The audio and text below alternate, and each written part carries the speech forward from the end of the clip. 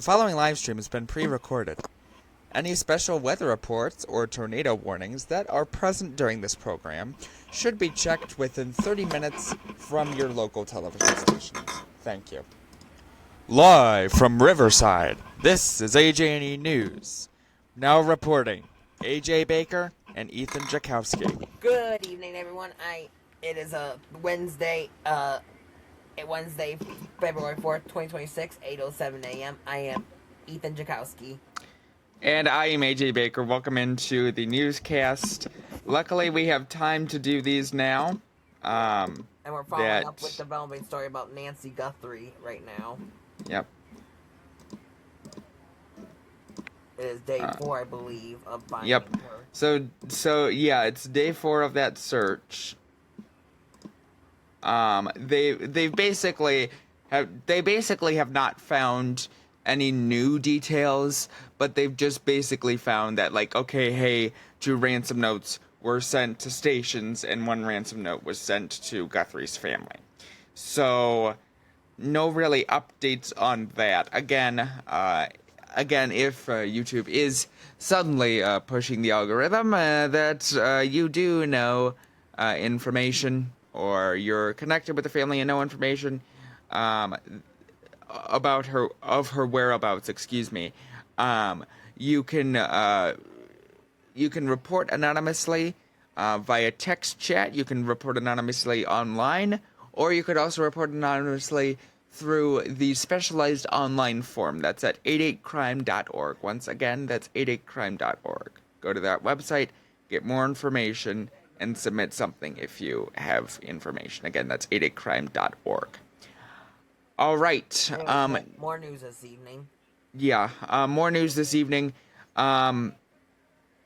Actually, some big stuff here. So much that I'm going to lead our stations along for a special report.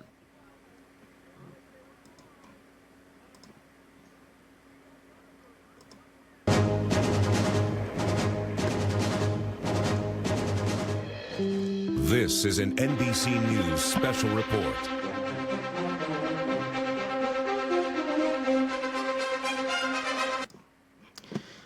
Good evening, everyone. Thank you for joining us. We are just interrupting programming to bring you some pretty big news out of the Florida Prosecutor's Office. We have just gotten word today that a Ryan Ruth has been sentenced and charged for the attempted assassination of Donald Trump in his golf course in 2024 in Florida. CBS News is actually just doing a live briefing on this. Again, they're in my ear. So we will take you to them now. Let me see. We've also got this breaking news. A judge just sentenced a man convicted of attempting to kill then presidential candidate Donald Trump on his Florida golf course. Here's your headline for Ryan Routh: life in prison. Let's go live now to CBS News legal reporter Katrina Kaufman. So you've been watching this one closely. What happened? Reed, as you said, Ryan Routh just got sentenced to life in prison. He was convicted of attempting to assassinate a major presidential candidate, among other charges, including assaulting a federal officer. I just heard from our producer, Dan Shepard, who was in the courtroom for this. Ryan Routh did speak today, and he's shown himself to be a wild card. I was told he had a 20-page essay. The judge let him read for about 15 minutes, but in it he was saying something he said before, which is he offered to exchange himself for other political prisoners around the world, in Hong Kong, in Ukraine, in Palestine, Gaza. He said that he would like to help their suffering, to alleviate it and take that away from them. He also says that he is all about peace. What the prosecution did was they reiterated their arguments, and they say this was a premeditated crime. He took months planning it. He was waiting along the fence at Trump's golf course as he was just golfing 1 hole away. And the only reason this was stopped, they say, is because of a Secret Service agent who spotted Routh. And in court today, Judge Eileen Cannon Reed, she called that Secret Service agent a hero for stopping that from happening.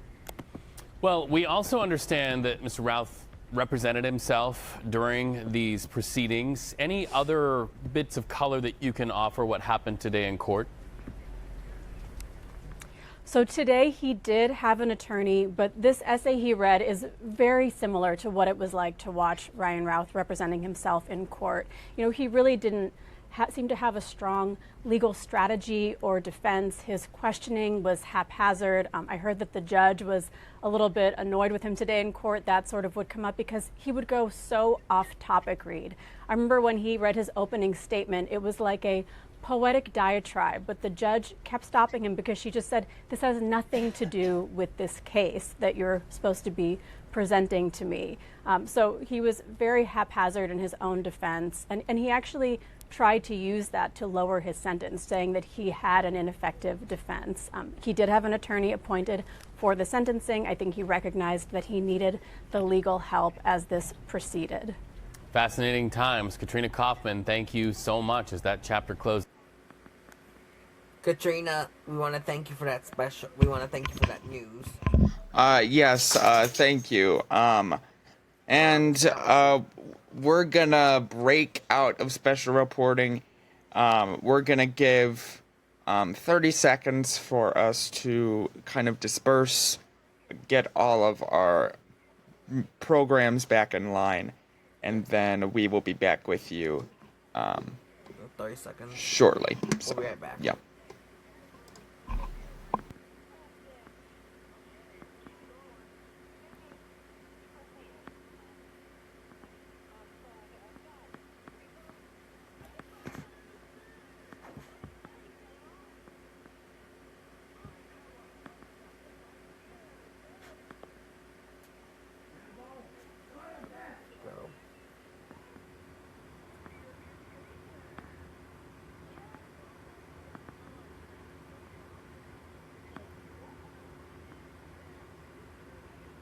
Welcome back, everybody.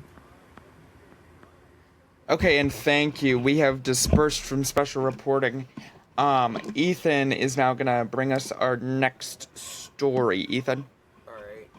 That was such sad, but all right. Anyways, more news this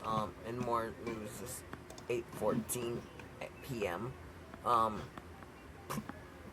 Prominent federal prosecutor fired after refusing Attorney General's request to resign. ABC News has more of that story.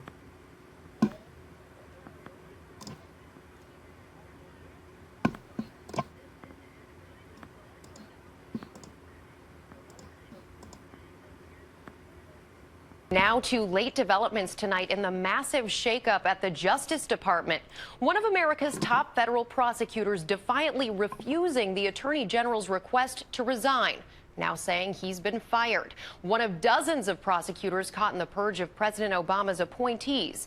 This as President Trump tries to focus his energy on the Republican health care bill. Here's ABC's David Wright. At the Trump Justice Department, an abrupt changing of the guard.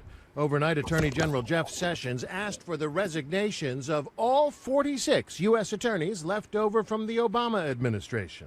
I didn't resign. Moments ago, I was fired, tweeted Preet Bharara, U.S. attorney for the Southern District of New York. He's one of the most prominent federal prosecutors in the country, known as a crusader against corporate corruption. Last November at Trump Tower, he told reporters the president-elect personally asked him to stay. We had a good meeting. I said I would absolutely consider staying on. I agreed to stay on. Not anymore. Today, the Attorney General spared only two of the Obama-era prosecutors in Virginia and Maryland. On Thursday, Trump loyalist Sean Hannity called for a purge. For weeks, we've been warning you about the deep state, Obama holdover government bureaucrats who are hell-bent on destroying this president, President Trump. Tonight, it's time for the Trump administration to begin to purge these saboteurs before it's too late. But the White House says cleaning house at Justice was simply routine. Presidents Reagan, Clinton, and George W. Bush all installed their own people, too. One big difference now is that the Trump Justice Department is already embroiled in several major controversies, investigating Russian meddling in the U.S. election, including the possibility that Trump campaign advisors may have colluded in that effort. The Attorney General's own contacts with Russia under scrutiny. Therefore, I have recused myself in the matters that deal with the Trump campaign. All of this poses a major distraction as the president tries to manage his first big piece of legislation, the effort to repeal and replace Obamacare. Today, the vice president went to Kentucky to sell the plan, giving a frank assessment of its challenges. Folks, let me be clear. This is going to be a battle in Washington, D.C. Sure enough, today in California, Republican Congressman Darrell Iss's constituents sounded off at a town hall meeting. I want to hear what you're going to do about the plan that's being proposed by Ryan. Today, the president headed to a Trump National Golf Club outside D.C., not to play, but to meet with some of his top advisors. So we're having a part of a cabinet meeting, and we're just doing it here, a whole group of people, and we're having some great discussions. And David Wright joins us live from the White House. David, we heard you report on those big changes at the Justice Department, which also is under pressure to produce evidence on those wiretapping claims. That's right. It was a week ago today that President Trump tweeted out a bombshell accusing President Obama of bugging the phones at Trump Tower. Not a shred of evidence produced yet. Well, the House Intelligence Committee has now told the Justice Department it has until Monday to produce the evidence it has, if it exists. David, Rebecca? thank you. And All right. Thank you so. Oh, Ethan. I'm just gonna speak on behalf of him at this moment. That was ABC News' David Wright reporting on that. Thank you so much for that information. Ethan is currently occupied, but that's fine because now we transition over to one of mine. Okay.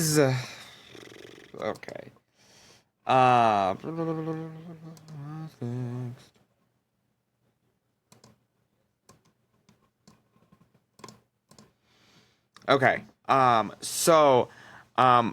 new details have come out in the Minnesota courthouse resignings or firings, if you will, of some individuals. Apparently, it has been confirmed that more than 16 people have been either resigned or fired.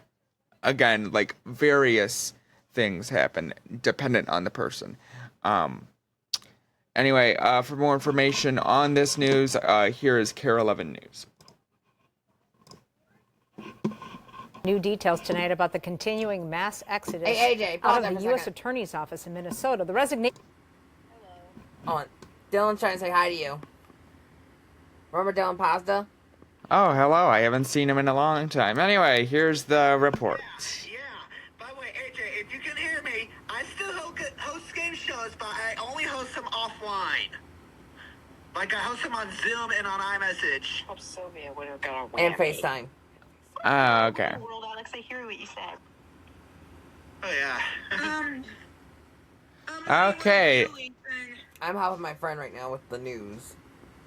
Oh yeah. Yeah, he's talking about the news. Yep. Yeah, what am I supposed to call you or wait? I'll call you on FaceTime. I'm gonna be on mute though, okay? What are you gonna do, Dylan? Okay,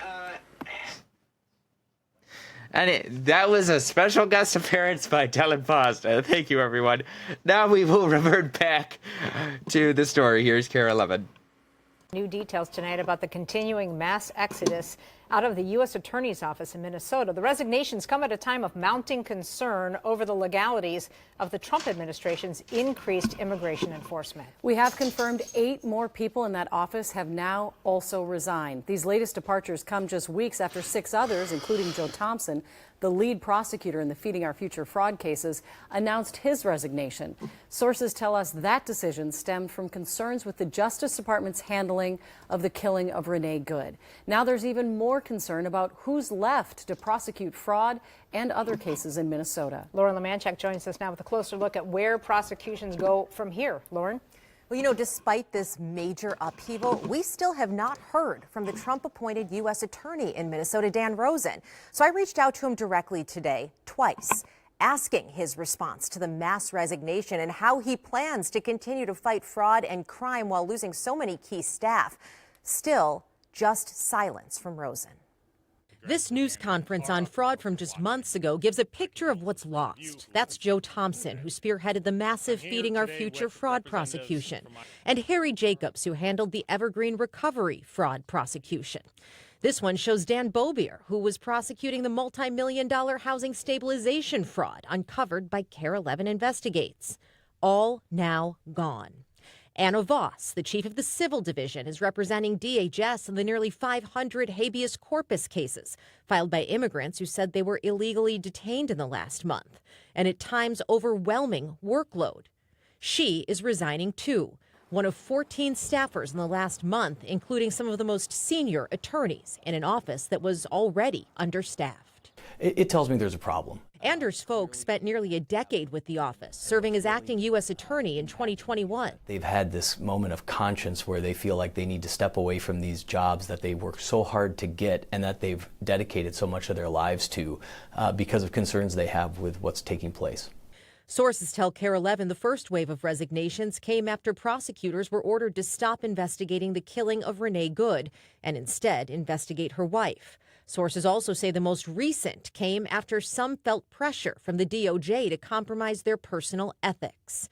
Asked for comment, the Department of Justice sent us a memo from last year saying it's the job of DOJ attorneys to zealously defend the interests of the United States. Those interests and the overall policy of the United States are set by the nation's chief executive. Fogh says the mass exodus could set the office and its important work on fraud and crime back years. Anything that compromises the office's ability to bring those types of cases should be concerning to us. These are important cases, and this is the office that brings those cases. Now, we're told more resignations are still likely. The DOJ right now is filling those gaps with out-of-state prosecutors. Just today, on a major housing stabilization fraud case, a new attorney subbed in from the U.S. Attorney's Office in Detroit. But getting caught up on those cases would be so overwhelming. I mean, Joe Thompson and that crew had been looking into this for a couple years. Yeah, these cases take years to bring, and there's a really special skill set to prosecuting fraud. You can't just take someone who does other types of cases and make them a fraud prosecutor. And everyone I've talked to about this say this isn't a minor setback, this is major. Wow. Thank you, Lauren.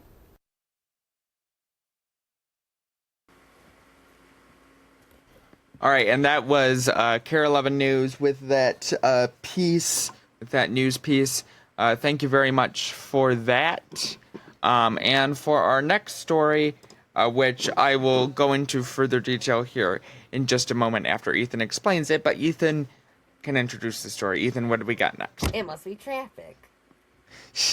Come on, all right. I'm kidding. Okay, we're on number 5? Yes. Okay, so I think we should do this one together because I think you had further detail. So, Oman reportedly meditating U.S.-Iran nuclear talks. What does that mean? Can you give us more information about this, AJ? Yes. So to the folks at home as well, normally, like, we are very selective about what we do. We like to air local news. We like to do, like, not like big nationwide political stories. We are not a news station like that. But the thing is, this was a story.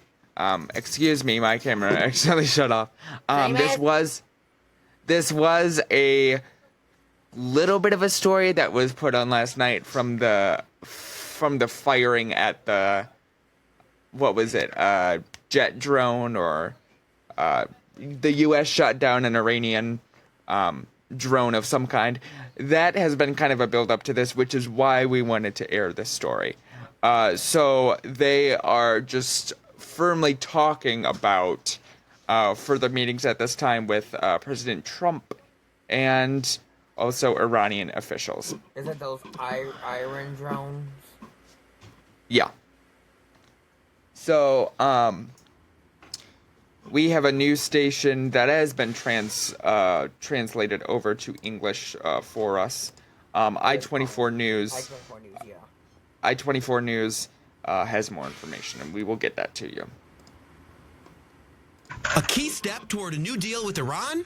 Omani Sultan Haytham bin Tariq Al Said visiting Tehran earlier this week, meeting with both Iran's president and supreme leader. And now reports in Axios and elsewhere that the United States is using Oman as a mediator to get Iran back to yes on a deal over its nuclear program. We're not about to agree to a deal that doesn't meet our bottom line requirements and or that tries to continuously introduce extraneous demands that are not relevant to the JCPOA itself. That's been the line from Washington since last fall. Iran came to the Palais Coburg in Vienna with exaggerated demands. And in the background, a large-scale protest movement broke out on Iran's streets. Iran was driving a hard bargain when its bargaining leverage was at a low. So, no deal. Now, reportedly, a different view in Washington. Concern Iran's program is advancing in ways that could lead to war, making it important to find some kind of deal. I'm saying that there are possible negative developments on the horizon that could bring about action. We have capabilities, and others also have capabilities, and this issue is very significant and important. So according to the reports, U.S. official Brett McGurk secretly visited Muscat in an effort to get Oman to mediate. For months, it had been a pleasant surprise for U.S.-Israel relations. The Biden administration and Netanyahu government not at odds over Iran. But now, another reminder that for all the diplomatic niceties and nonsense, the United States and Israel will not see the Iran issue the same way. That's Jerusalem's Dome of the Rock next to an Iranian missile, not the White House. For how long? Oh, shut up, Alexa. Anyways, I-24 news with that story. Thank you. And now we go over to AJ with the other news. What do we got, AJ? AJ, fix your mic Sorry. again. Don't tell me you're doing this again. Yeah. Anyhow, I did just find a story that I'm going to be adding in just a moment. But some sad news to deliver this evening. Let me just confirm this before I mess it up.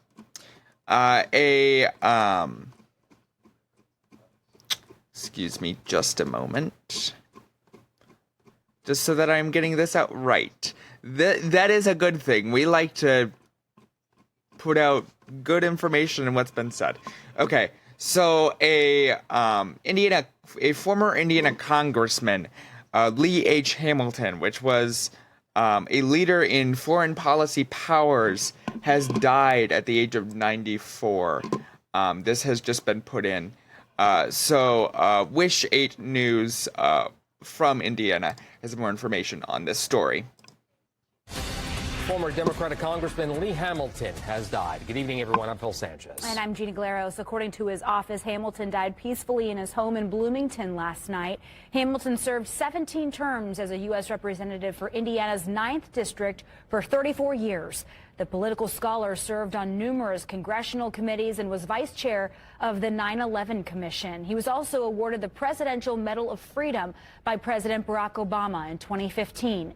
Hamilton, born in Florida and raised in Evansville, was also an accomplished basketball player and a member of the Indiana Basketball Hall of Fame. And Lee Hamilton shared a deep and lasting connection to Indiana University. He graduated from IU's law school in 1956. His name lives on through the Hamilton Lugar School of Global and International Studies. He also founded the university's Center on Representative Government, which started as the Center on Congress. IU is also home to his congressional papers. IU President Pam Whitten releasing a statement on Hamilton saying Congressman Hamilton's legacy at Indiana University is both deep and lasting. His vision lives on through the Center on Representative Government and the Hamilton Lugar School of Global and International Studies. We remain profoundly grateful for his service to Indiana University and the country.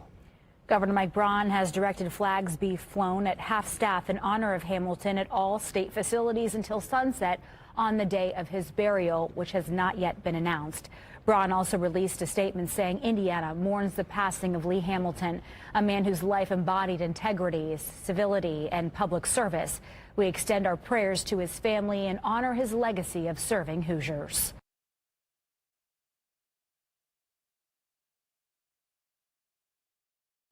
All right, and that was Wish 8 News. Thank you so much for contributing that information to our program. Again, very sad news there. Going from sad to alarming. we know social media could bring some light onto some emergency things. And Ethan has more information on that story. Ethan? 1 second, sorry. Hold on. Anyways, I can announce this, I don't care. Hold on. What number are we on? 6 or 7? The suburban Chicago. Yep. Alright, in suburban Chicago, boy burned after Nido toy explodes in microwave. Oh, for Pete's sake, who would have a toy that would explode? Yes, so this was a this was a TikTok challenge, obviously influenced on young kids. Again, he was 9 years old. He was sent to a burn unit in suburban Chicago. In fact, I think one of the more higher up burn units in Chicago because of his severe amount of burns. We do have to tell you with some of the images in this story that some of the images that you will see from the burns may be slightly disturbing. Fox 32 has a story. It happened in a matter of moments. A curious child, a microwave, and this squishy sensory toy marketed as harmless, meant for stress relief. But what followed was anything but harmless. Within seconds, the toy overheated and exploded, sending a 4th grader to a burn center. And we want to warn you tonight, the next picture is really hard to see. This is how 9-year-old Caleb Chabola's face looked after putting a Nido toy inside the microwave. He says his friend tried it first after seeing a TikTok video, and then he decided to try it one day. My friend did it before, but she put it in for, she didn't get hurt, but I did it before, but nothing happened. But I accidentally did it again, and I put it in for 1 minute, and I meant to take it out before 1 minute and 40 seconds. Yeah, so all of this happened on January 20th. Whitney Grubbs stepped into her garage to warm up the car. She was assuming that her son Caleb was inside heating up breakfast, but instead she heard a really loud scream. Caleb put a Nido sensory toy into the microwave for 40 seconds. When he opened the door, the gelatin-like filling inside exploded right onto his face. The company says the toy is designed for durability, made to resist tears and punctures during normal use. Some sources say inside is a PVA-based compound advertised as non-toxic and safe for children. Caleb was rushed to the emergency room, then transferred overnight to Loyola's Medicine's burn unit there, their burn center. Caleb later told his mother he learned about microwaving the toy from a friend at school, part of a trend fueled by viral videos. Loyola Medicine now says this is the 4th Nido-related burn case they've treated this year alone. Definitely a lot better because some of the early pictures were definitely scary.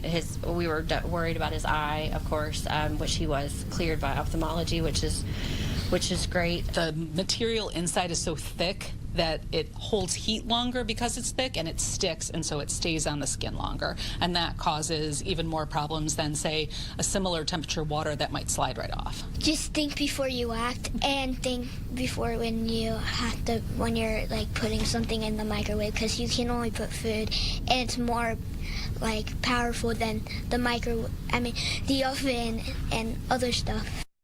Very good advice, right? He would know best. We did reach out to TikTok and the makers of Nido. So far, we haven't heard back. But a good warning tonight, Sylvia and Terrence, for parents out there.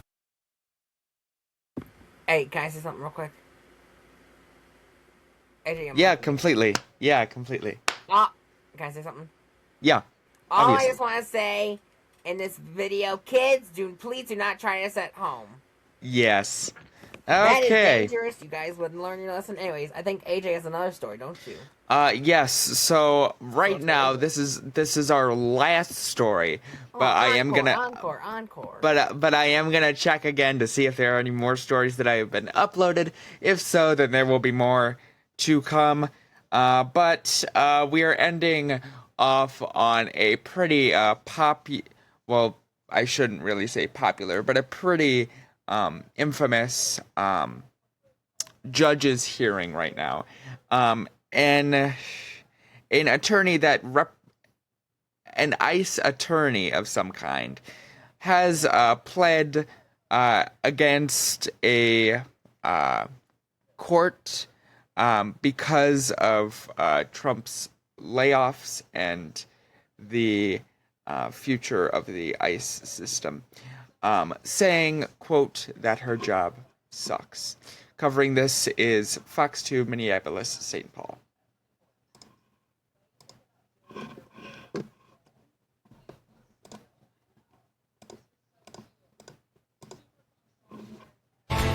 A stunning admission in federal court today reveals the government is being, in their words, overwhelmed by Operation Metro Surge. A Department of Justice attorney told a judge that the federal government's system for processing and responding to immigration cases, quote, sucks.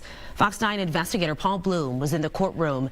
He joins us now live. And Paul, this attorney appeared emotional as she tried to explain why ICE is repeatedly violating court orders. Simone and Randy, one ICE attorney said the agency simply was not prepared to argue all these cases in federal court, and that the U.S. Attorney's Office is now working around the clock to comply with judicial orders and to make sure people wrongfully detained are actually released. Our cameras rolling on Tuesday as Department of Justice Attorney Julie Lee arrived with colleague Anna Voss for a hearing in federal district court. Lee, an ICE attorney who typically works in immigration court, volunteered for the U.S. Attorney's Office last month. She said in court, quote, I'm here to make sure the agency, meaning ICE, understands how important it is to comply with court orders, likening it to, quote, pulling teeth. She admitted the Department of Justice provided no guidance or direction in navigating the legal and constitutional side of the immigration crackdown when she first started in that new role. At one point, she told the judge, quote, I wish you would just hold me in contempt so I can get 24 hours of sleep. Lee was ordered into court by U.S. District Judge Jerry Blackwell. Blackwell is frustrated with ICE ignoring or not complying with his court orders for the immediate release of several immigrants swept up during Operation Metro Surge. Blackwell pressed Lee hard for answers as to why it can take the government just hours to ship out a detained immigrant with no criminal record from the Whipple Federal Building to far-off detention centers, yet it can take them up to 13 days to bring them back when the court orders their immediate release. The Fox 9 investigators have reported extensively on the unprecedented number of habeas filings in federal court as detained immigrants challenge their arrests and detentions. Ms. Lee, can you explain more about this mistake? Why did he stay in custody for 2 more days? Lee here refused to answer our questions after an earlier court hearing, but today she admitted the agency just cannot keep up. As Lee eventually acknowledged, quote, the system sucks. This job sucks. And in the end, Blackwell did not issue that contempt finding, but he did make clear ICE needs to account for these ignored court orders, especially when talking about the freedom and constitutional rights of many being unlawfully detained right now. And guys, remember, just last week, we heard from the chief judge. He'd accumulated, nearly 100 violations. He alleged court orders, writing in an order, basically, that ICE in the month of January, just here in Minnesota, had likely violated more court orders than most federal agencies had in their entire existence. So the judiciary is watching this closely. No end in sight, at least not at this point, right? I mean, they just keep coming. They just keep coming, and I saw the human toll. I was in that courtroom today. That was an attorney who basically broke down in front of the judge. The judge kept pressing her, and I think she just lost it. But her comments, I think, speak to some people that are caught up in the system on all sides of it, really, right now. Yeah, a lot of strong quotes there. Yeah, for sure. And that was Fox Minneapolis, thank you. Yes, that was Fox 2 Minneapolis, St. Paul. Pretty good information there. Thank you so much for contributing. That is our last story. Thank you for joining us on the broadcast. We do enjoy doing this again. Of course, we have been waiting a long time to do it again, and now we are actually able to do it again. So, it is tomorrow, right? Yes. We will try and be back tomorrow. We will try and be back as many days as we can. Yes. Do this. We'll keep you updated about Nancy Guthrie and Savannah. Yep. All right. As time is currently reaching 34 minutes and 30 seconds, I'm going to stop this at 35 minutes just to make it even. So, we have about 20 seconds left. So, from AJ and Ethan, speaking on behalf of Ethan Jakowski, my name is AJ Baker. Thank you for joining us. Good night. 10, 9, 8, 7, 6, 5, 4, 3, 2, 1.